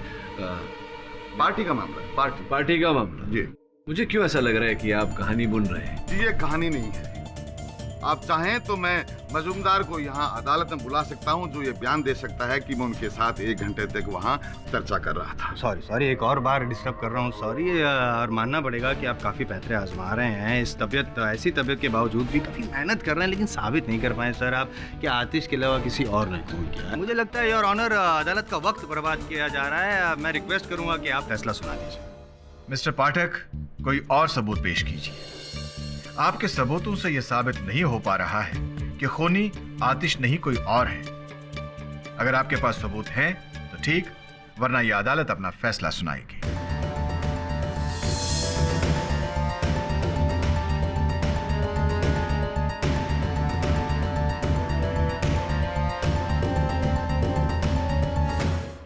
योर ऑनर, ये केस अभी मुझे काफी हद तक सुलझा हुआ लग रहा है। क्या बात है? तो पाठक साहब, मुझे भी बता दीजिए ना, तो मेरी भी जो उलझन है वो सुलझ जाए। नहीं, आपकी उलझन दूर करने, आपको समझाने ही तो मैं अदालत आता हूँ जायसवाल साहब। योर ऑनर, मेरे पीछे जो महिला खड़ी हैं इंस्पेक्टर देवे के साथ, इनका नाम मिस पिंकी सुर्वे है। ये दिग्विजय पाटिल साहब के दल की कार्यकर्ता है। कई दिनों से हम इन्हें खोजने का प्रयास कर रहे थे, किंतु असफल रहे। उसका कारण ये है कि ये फरार थी। अरे नहीं, मैं मेरी केस स्टडी की बात कर रहा हूँ। केस स्टडी के हिसाब से उस रात डैफोडिल पब में 1 अप्रैल को इस नामक कोई व्यक्ति थी ही नहीं। नहीं, जायसवाल साहब, अंधेरा था। अब अंधेरे में कौन आया कौन गया, इसका वर्णन तो आपकी केस स्टडी में अवश्य नहीं होगा, किंतु रजिस्टर के अनुसार मिस पिंकी सुर्वे वहाँ रात को 1 बजे से लेकर 2:30 बजे तक उपस्थित थी। 1 बजे से लेकर 2:30 बजे तक उपस्थित थी। 50 लोग और भी उपस्थित थे, तो क्या सभी ने? 50 लोगों में से कुछ लोग ही आतिश के लिए अपने मन में बैर रखते हैं योर ऑनर। उनमें से एक मिस पिंकी सुर्वे है। मैं मिस पिंकी सुर्वे को कटघरे में बुलाने की अनुमति चाहिए। अनुमति है। तो मिस सुर्वे, बताइए कि आपने दिग्विजय जी की पार्टी क्यों छोड़ दी थी? दिग्विजय जी की पार्टी में रहकर काम करने का मेरा मन नहीं कर रहा था, इसलिए मैंने पार्टी छोड़ दी। ऐसी मन नहीं कर रहा था या कोई और कारण था? क्योंकि दिग्विजय जी ने बोला है कि सबके सामने, सबको बोलकर, सबकी सहमति लेकर उन्होंने आपको पार्टी से बेदखल किया। उनके बोलने से क्या होता है? वो कोई भगवान है? जो वो बोलेंगे वही सच होगा। मैंने अपनी खुशी से पार्टी छोड़ी थी। खुशी से छोड़ी थी तो फिर आपने वो रिपोर्टर, क्या नाम था, मुंशी रिपोर्टर को आपने अपने कथन में कहा था कि आतिश जी आपको पार्टी में बड़ा पद दिलवाने का लालच देकर आपके साथ बदसलूकी कर रहे थे, आपका अपमान कर रहे थे, और आपने जब अपने हक के लिए आवाज उठाई तो आपको पार्टी से निकाल दिया गया। ऐसा कहा था आपने। अब वो बात सच है जो आपने रिपोर्टर से कही थी, या ये बात सच है जो आप मुझसे कह रही? हाँ, ये सच है कि आतिश ने कई बार मेरी मजबूरी का फायदा उठाया है।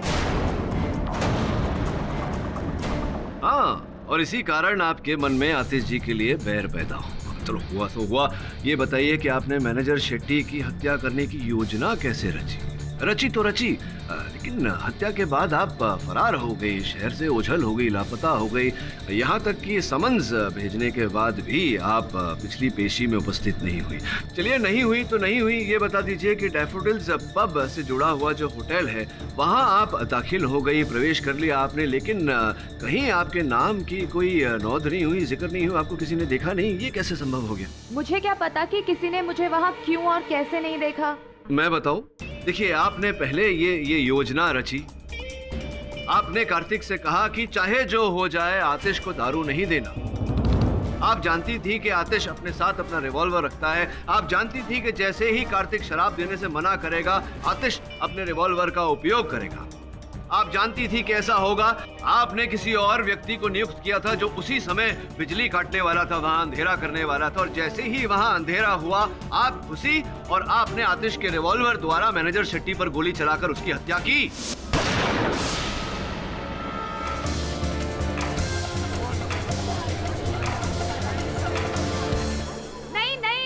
झूठे झूठे झूठे।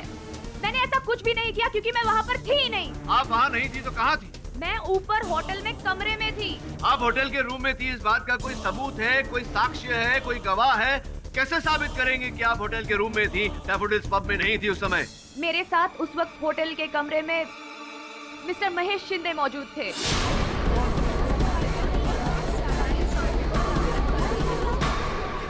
साहब, ये झूठ बोल रही है, मुझे फंसाने की कोशिश कर रही है लड़की। माँ कसम, मैं वहां नहीं था।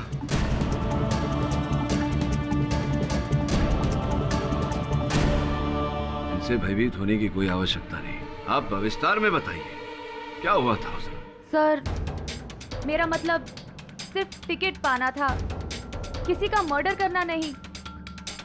मैं जानता हूँ मिस सुर्वे कि आप किसी की हत्या करने का उद्देश्य नहीं था आपका। आपने किसी की हत्या की नहीं है। मैं ये भी जानता हूँ कि उस रात आप पब में नहीं, होटल के कमरे में ही थी। सिर्फ ये जानना चाहता था कि किसके साथ आप थी, इसलिए दबाव डाला। अब केवल ये जानना बाकी है योर ऑनर कि ये उस कमरे में पहुंची कैसे, और ये जानने के लिए मैं मिस्टर महेश शिंदे को एक बार फिर कटघरे में बुलाना चाहता हूँ। अनुमति है। हाँ तो मिस्टर शिंदे, वो जो कार्यकर्ता जिसके साथ भेंट हुई थी आपकी पार्किंग लॉट में, वो मिस्टर मजूमदार नहीं, मिस सुर्वे थी। जब इन सब बातों का पता चली गया है तो हाँ, ये सच है। और इस सच्चाई के पीछे छिपा हुआ बड़ा सच, वो भी तो जानना बाकी है।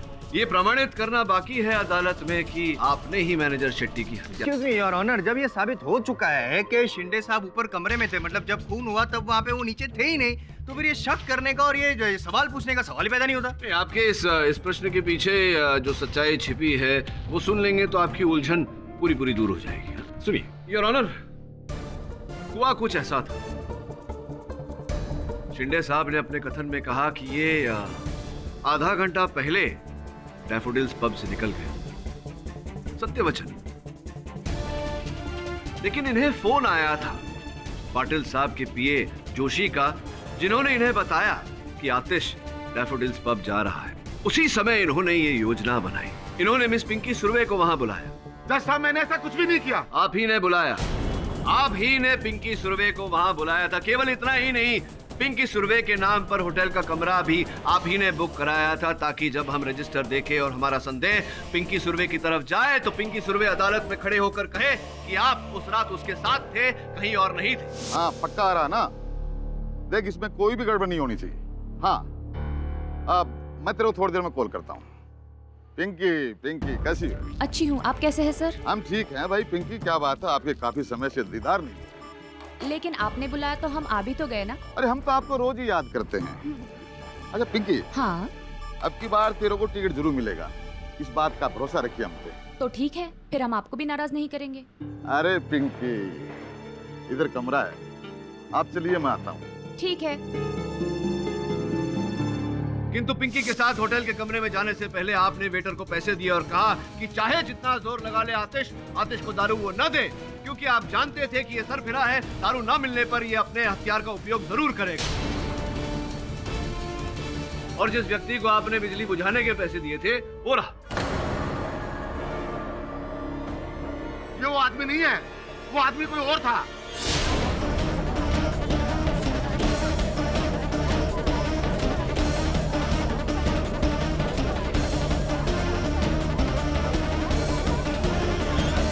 मतलब आपने पैसे दिए थे किसी व्यक्ति को बिजली काटने के लिए। इसका अर्थ ये होता है शिंदे साहब की षड्यंत्र आपका रचा हुआ है, मैनेजर शेट्टी की हत्या आप ही ने की है। मैंने शेट्टी को नहीं मारा, लेकिन मैं जानता हूं कि शेट्टी को किसने मारा है। किसने की है बताइए।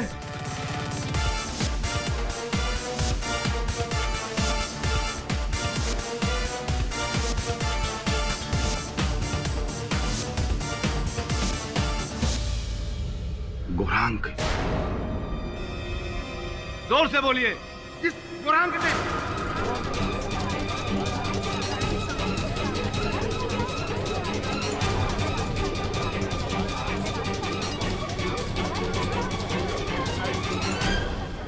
ये भी बता दीजिए कि आपको कैसे पता कि हत्या गौरांग ने की? मैं जब पिंकी के साथ होटल के कमरे में था तो मैंने शोर शराबा सुना, गुस्से की आवाजें सुनी, तो मैं कमरे से निकल करके नीचे चला गया। नीचे जाकर के मैंने देखा कि आतिश ने किसी को मार दिया है, किसी का खून कर दिया है। अब उसके बाद जब मैं वापस मेरे होटल के कमरे में आने लगा तो हेलो दिवाकर, गौरांग बोल रहा हूँ। सुनो, तुम और तुम्हारे साथी रिपोर्टर्स जल्दी से डैफोडिल्स पब पहुंच जाओ। अरे कोई छोटी मोटी खबर नहीं दे रहा हूँ यार, यहाँ के मैनेजर का मर्डर हुआ है और मर्डर करने वाला कोई और नहीं, दिग्विजय पाटिल का बेटा आतिश पाटिल। ये खबर हर जगह हाईलाइट होनी चाहिए और हमेशा की तरह मेरा नाम आगे नहीं आना, समझे? जल्दी से आ जाओ। हाँ शंकर, बहुत अच्छा काम किया तुमने, एकदम सही टाइम पे लाइट ऑफ। चलो, और सुनो, किसी को पता नहीं चलना चाहिए कि मैनेजर का मर्डर मैंने किया। नहीं पता पड़ेगा साहब। चलो अब गायब हो जाओ, दिखना मत। कौन? गौरांग, मुझे अभी पता चला कि आतिश ने पब में किसी का खून कर दिया है, लेकिन वो खून तूने किया है ये पता ना था। और ये बात अब तुम सबको बता दोगे? अरे ना, मुझे क्या पागल कुत्ते ने काटा है? तुम्हें फंसाने से मुझे क्या फायदा? हाँ, आतिश को फंसाने से मुझे बहुत ज्यादा फायदा होगा। मंत्री जी, रूम बुक करके आप यहाँ क्या कर रहे हैं? ओहो, टिकट बांटी जा रही है यहाँ पर? हाँ, तुम कमरे पर चलो, मैं अभी आता हूँ। भाई ये तो नहले पे दहला हो गया।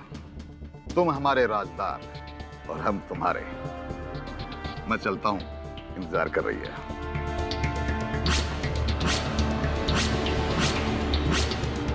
हाँ, मैंने ही मैनेजर शेट्टी का मर्डर किया।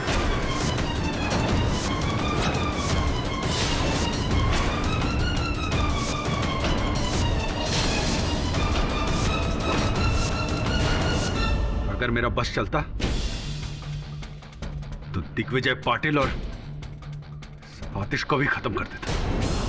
गौरांग, अदालत में ये प्रमाणित हो चुका है कि मैनेजर शेट्टी की हत्या आपने की है। अब इकबाले जुर्म करना है तो करिए, वरना सत्य उगलवाने के तरीके भी हैं पुलिस के पास भी, हमारे पास भी।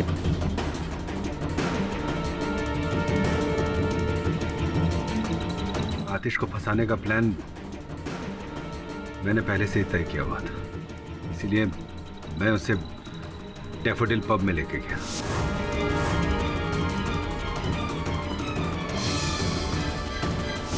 वो जो झगड़ा हुआ था वो भी मुझे पता था वहां पर आतिश को शराब नहीं मिलेगी, वो लोग सर्व नहीं करेंगे और वो इस बात पर हंगामा खड़ा करेगा, क्योंकि ये हमेशा से ऐसा करता है। रुकिए सर, रुकिए प्लीज, ऐसा मत कीजिए प्लीज। प्रॉब्लम क्या मुझे बताइए प्लीज। प्लीज गन अंदर रखिए प्लीज। प्लीज शांत हो जाइए।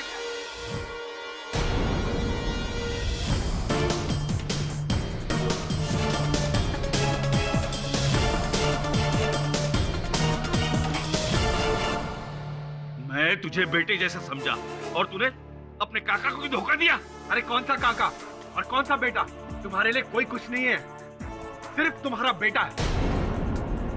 मेहनत मैं करूं, सारा काम मैं करूं, और नाम किसका होता है? आतिश का। कोई भी पार्टी में अच्छा काम कुछ भी हो, क्रेडिट किसको मिलता है? आतिश को। कभी अपने भतीजे के बारे में सोचा तुमने?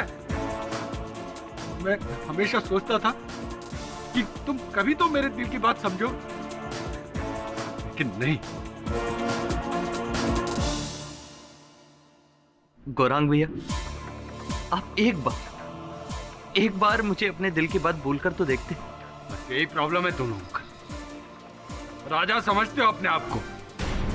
कोई तुमसे भीख मांगे और तुम उसे भीख दे दो, लेकिन मुझे मेरे चुनाव का टिकट भीख में नहीं चाहिए था, अपनी काबिलियत पे चाहिए था। और फिर जिस दिन मुझे पता चला। तो पाटिल साहब, क्या सोचा है आपने? आपके क्षेत्र की बागडोर कौन संभालेगा? असली हकदार तो आतिश से ज्यादा गौरांग है, लेकिन आतिश मेरा खून है। मैं चाहकर भी उसका दिल नहीं तोड़ सकता। गौरांग को मैं समझा दूंगा। उसी दिन मैंने सोच लिया कि आतिश को मैं नहीं छोड़ूंगा। उसके गुस्से का इस्तेमाल करके बर्बाद कर दूंगा मैं उसे। मैंने अपनी प्लानिंग करनी शुरू की। मैं आतिश को गलत काम करने के लिए उकसाता था और फिर मीडिया को खबर करके उसकी बदनामी करता था। लेकिन इतना सब करने के बाद भी उसकी छवि खराब नहीं हुई। चुनाव का टिकट उसका कैंसिल नहीं हुआ। तब मैंने ये मर्डर का षड्यंत्र रचा। शर्मनाक बात है, लेकिन अब क्या करें, राजनीति है ही ऐसा दलदल। कदम रखा तो धंसना तो जरूर है। The defense rests, Your Honor.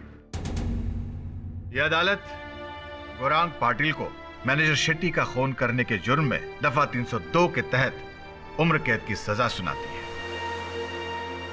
और महेश शिंदे को मिस्टर पाठक पर जानलेवा हमला कराने की जुर्म में दफा 307 के तहत 8 साल कैद की सजा सुनाती है और आतिश को खूनी करार ना देते हुए शराब पीकर किसी की जान लेने की कोशिश करने के जुर्म में 2 साल की सजा सुनाती है। The case is closed. Pathak साहब, मैं जानता था आप टोकेंगे जरूर। नहीं, टोक नहीं, इस पर रिक्वेस्ट है। अच्छा, रिक्वेस्ट कर रहे हैं? प्लीज करिए करिए ना। क्या है, देखो आपको चोट लगी है तो मैं चाहता हूँ कि आप कुछ दिनों के लिए आराम करें।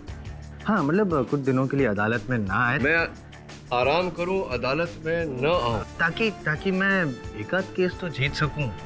जायसवाल साहब, चोट चाहे जितनी भी लगी हो, ये संभव नहीं कि मैं अदालत में न आऊं। क्यों? वो इसलिए क्योंकि मेरा कर्तव्य बनता है इनके प्रति, और मैं अदालत में ना आऊं ऐसा तो हो नहीं सकता। Am I right or am I right?